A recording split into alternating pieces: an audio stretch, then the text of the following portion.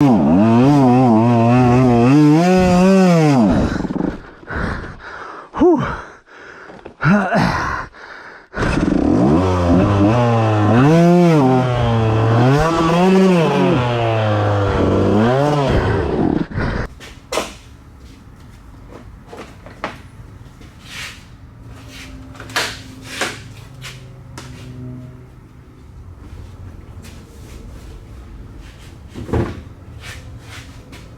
Oh, hey guys, how's it going?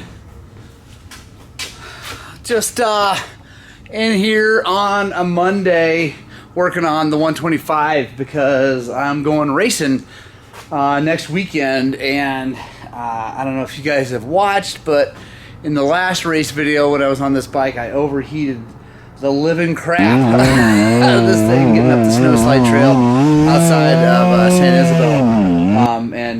While the bike did great, got me up there, it definitely was a beating on it. So I'm going to put a new piston in it because it's also, it's been 13 hours since I did the last piston. And it is a single ring piston that's in there, and so they don't last nearly as long. Also, I probably would have run it one more race, except for the fact that I overheated it. Huge thanks to Kelsey at RK Tech, who sent me an even higher compression dome for this cylinder head, because the Shady Burrow Enduro is where we're heading. It is a much higher elevation. So, I mean, I think we ride up over 13,000 feet.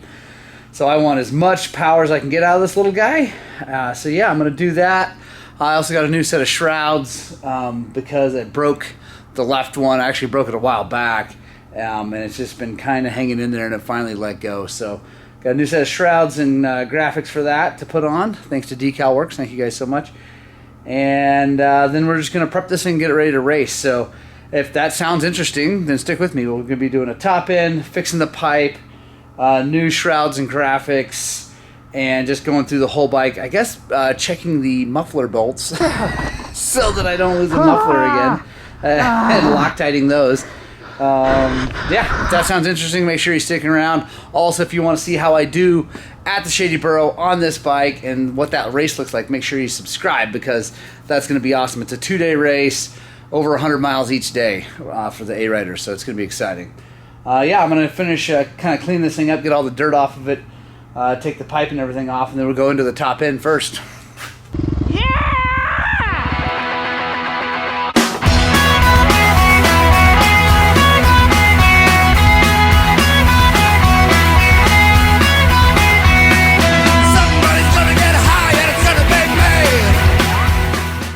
Alright guys, so first thing I gotta do for this top end is drain the coolant, whatever's left in it. I don't know how much is left in it because after the race I haven't touched this thing other than just bring it home. I hit the button, make sure it's still started. It does.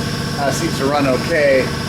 But I didn't do anything. I overheated it even with Evans in it. And if you guys know anything about Evans, you know that it doesn't boil till 375 degrees.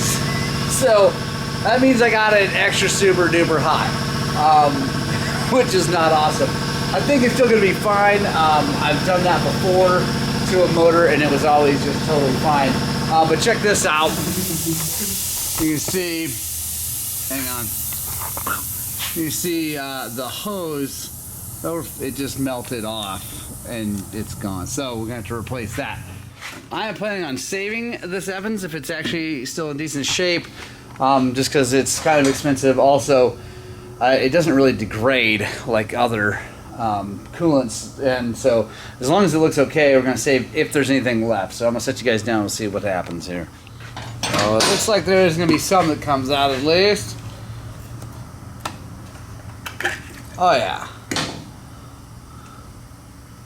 That's good news. That's actually really good news, honestly. I was definitely concerned that there might not be any left, and it looks perfect. It doesn't look brown or anything weird. It doesn't look burnt up. So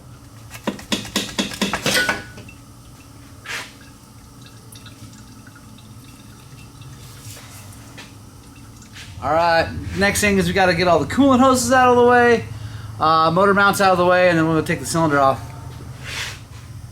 All right, first of all, there we go. There's the old head. That's the head that we were running. Let's hang on, let me show you something. Alright guys, so here's the head I have been running. It says 125 and 18. I'm not sure exactly what all these numbers mean, but this one is the one we're getting ready to put on. Focus. Focus.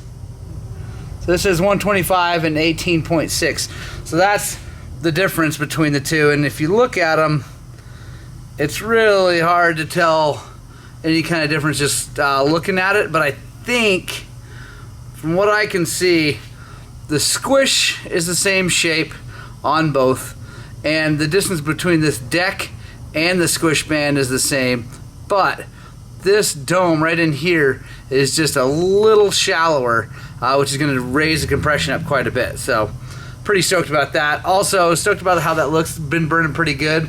Maybe a fuzz on the rich side, but that's better than lean, and the bike's been running great. Now to take a look at the cylinder. That's the real. Let's go ahead and slide her off. I'll bring you guys over here in just a second. Take a look at what I'm seeing. Yeah. Super happy about that. That is awesome. It looks great. I'm going to set this down, bring you over to show you the piston. So there's our piston. And it is a single ring, which I have determined now that I would rather just do dual ring pistons. I mean, it ran great. It did seem to rev up quickly, like super fast, but I don't think it made any more power. I don't think it made less power necessarily, but they definitely don't last as long. Also, you can see there's already some blow-by going on after 13 hours. So that's not a lot of time, guys. That's okay though. It is a 125 and I do ride it like it was stolen. So I'm gonna go ahead and pop this off and then I'll show you guys the cylinder here in just a second. Alright guys, so cylinder looks really good. I don't know how well you guys are gonna be able to see it. There are some up and down marks in it, but you can't feel any of them with the fingernail. So they're just, you know, superficial. So I'm gonna go run this thing with the ball hone through it to kind of deglaze everything and clean it all up. I know that there are people out there that are gonna disagree with me on doing that, but I like to put a crosshatch back in there. I also like to, if there's something wrong with the cylinder, if the ball hone were to start removing Nicosil, then I want to catch that now and not while it's running. As long as the Nicosil is in really good shape, the correct sized ball hone will not hurt anything. It will just deglaze the cylinder, put a crosshatch back in that Nicosil, and be good to go. So I'm gonna go do that right now. Come back and take a look at it really close, because obviously this is my race bike. I'm not going to take any chances, and I have another bike I could race if I had to. So, but yeah, we'll do that, and then we'll come back and check in. All right, guys. Cylinder looks great. I'll show you that in just a second. I am doing another single ring piston, mainly because I ordered 2 and a bunch of gaskets and whatever when I did the first one. Just because I've since ordered a couple more twin ring pistons, but I figured I might as well use it. It didn't like lose horsepower. They just don't hold up that good. So I'm going to put this in. I've already checked the ring end gap and all that stuff. I've already showed this a bunch, so I'm not going to show you guys me installing the piston. But one thing I will, a little tech tip. So something to consider. So you can see, I think there we go. Well, there. Where are you? See that arrow? There we go. That goes towards the exhaust. So when you're doing this, you want to prep the piston for how you want to install, like what side of the bike you want to be on to install it. So I put the circlip in on this side so that is now on the far side of the bike. So as I slide this on and slide the pin in, I'm going to be working on this side of the bike, which is where I want to be, because there's no power valve actuator over here, so this is nice and clean, easy to do. So just a little bit of prep work makes the whole thing go a little bit easier. It's not the end of the world if you have to work on the side with the power valve actuator, but this is definitely easier. Alright guys, so you can see that cylinder looks really good. Crosshatch all the way through.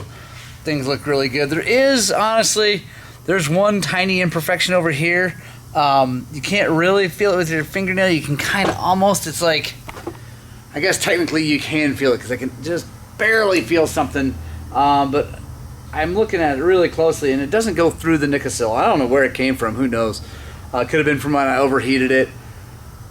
It could have been from some little piece of junk getting through there, although I don't know how, because the air filter's always been really clean and nothing on the inside. So, but you know, things happen. So I'm gonna run it because I, first of all, don't have another cylinder. Also don't have time to send it out before this race, and I really want to race this bike. Also, it'll be a good test, right? So here we are on YouTube. We got 63 point some odd hours on this motorcycle. Putting a cylinder on without a perfect cylinder. So let me just see if I can show you the tiny thing that I'm seeing. Focus. So it's right there. It's right there in the light. It's really hard to see on the camera, but you can kind of see that little up and down mark. So here we are, 63 hours putting this together. Gonna go race it. Gonna do another 15-20 hours on this motor before we take it back apart. At that point I will probably have a new cylinder waiting, or be willing to send it out, one of the two. But yeah, this will be a good test. I think it's gonna be fine. It's my bike. I'm willing to take the risk. If this were a customer bike, I'd have them at least come down and look at it, or I just say, no, we're not doing that. We're going to put it together perfectly. But like I said, since it's mine, it'll be a good test. All right, guys, we got the cylinder on. Everything's ready to go. I just got the new head insert to put in. I'm going to drop that in there. I got all new O-rings and everything, obviously, just like a normal top end. Get the power valve covers back on, and then we'll set the tank on there, fire it up, make sure it sounds good, and then from there we'll get our new shrouds, and I'll show you how we install the graphics on there. Alright guys, real quick trick: when you're using one of these heads with a a replaceable insert, I didn't know this. I forget who it was. I should remember who told me this. It was here on YouTube. Told me this trick of putting the insert in and then taking your spark plug and running it down. You can just do finger tight before you put it on the motor. That way that holds that in place, and it's really nice as you set it down or whatever. Otherwise you're fighting that thing and trying anyway. So there we go. All right guys, motor's together. Next thing is gonna blow out a few of these dents. It's just so satisfying to watch them pop out. I really don't need them. They're not that bad. But go ahead and make that a little bit more smooth. Do that real fast. Then we'll put the tank on and make sure this thing runs.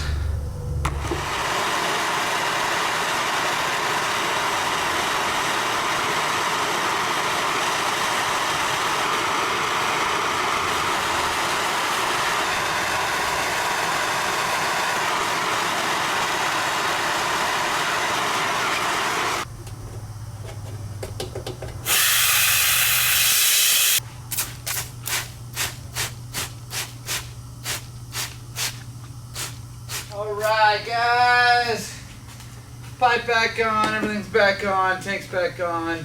Gotta put some coolant in it. Like I said, we're gonna reuse this Evans because it came out looking just fine.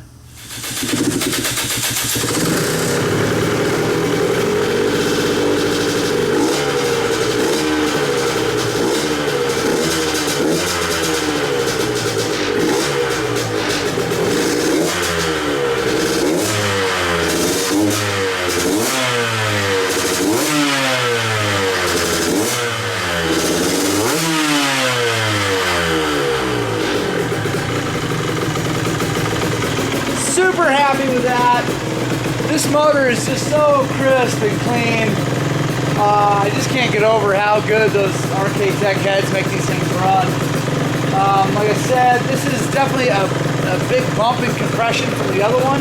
It's hard to see it, like looking at it, but It is a bump, so I can't really run it. I mean, I can run it for a while, whatever, down here. But without race gas down here at this elevation, it will probably start to ping and detonate.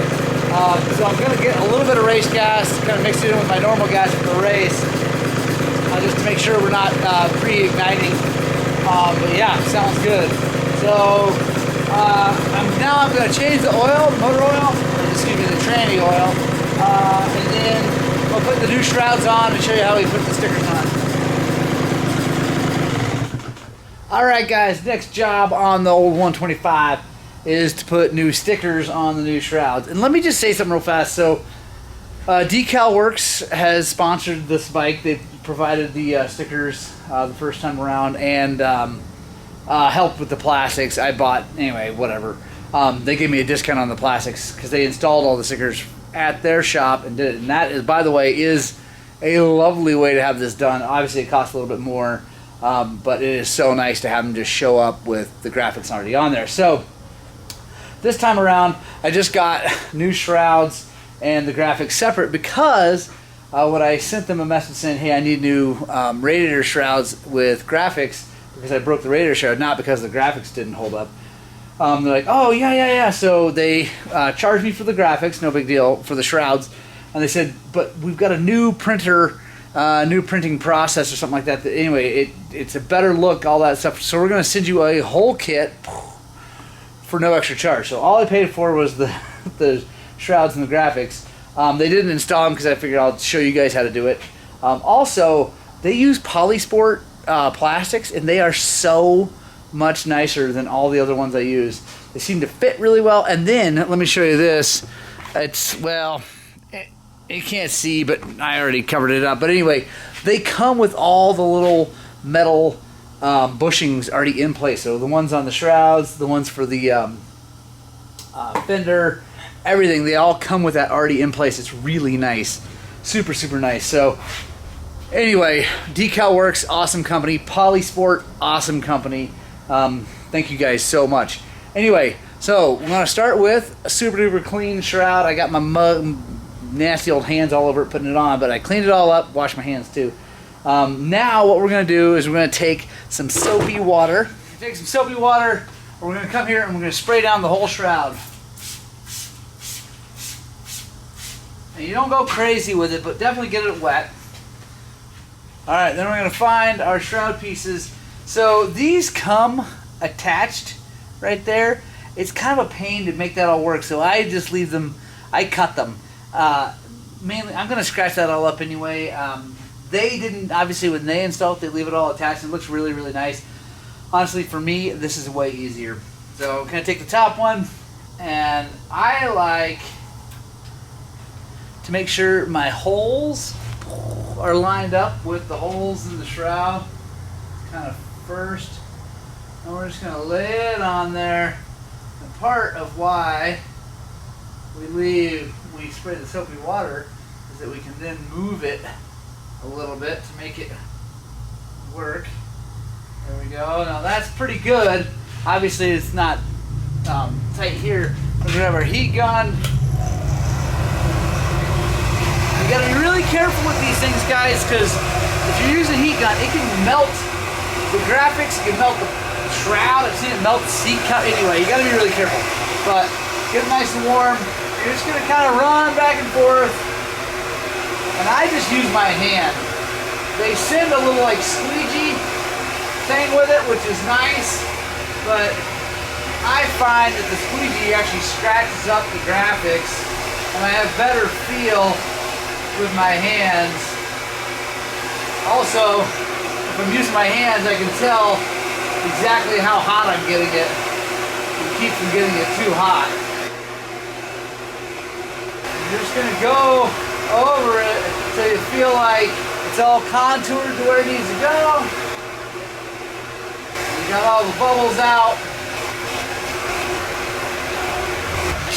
Now, I'm going to take our bottom piece of this one, make sure that's still wet, and dry it out a little bit.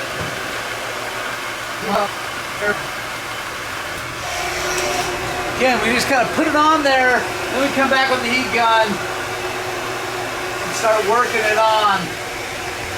One thing I've learned is that you want to find the high points of the plastic and work from there, like from the high points out. And while you're doing this, you'll end up having water come out. That's no big deal. Just wipe it off, keep going. And that soap will dry up and this thing will stick just like, I mean, amazingly well. That soap with the water, it gives it that little bit of time to kind of move it around. Now we got our big piece. Again, a little more water. Also guys, leave the seat off, at least on the shroud ones. A lot of these wrap up and over a little bit, so you want to make sure you've got room to do that. And the heat, it's not just there to help you bend around curves, although that is definitely the main reason. It's also to help dry out that water.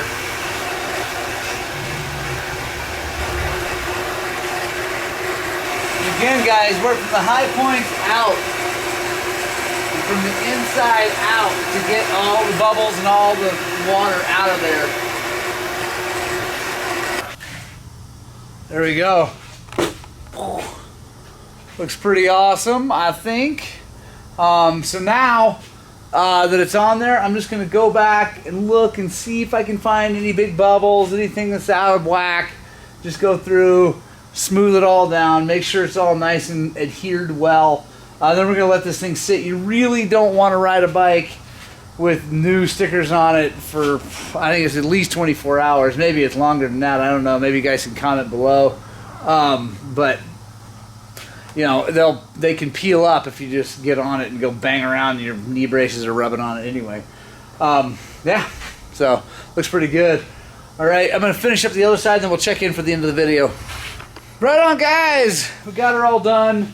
I went ahead and bled the clutch too. I should have probably filmed that. But anyway, sorry. I'll get a clutch bleed film going here pretty soon. So make sure you subscribe because we'll definitely do that. But yeah, we got it all done. Recap. After the craziness of the San Isabel race, we put a new piston in it. New higher compression dome from RK Tech. Thank you, Kelsey, so much.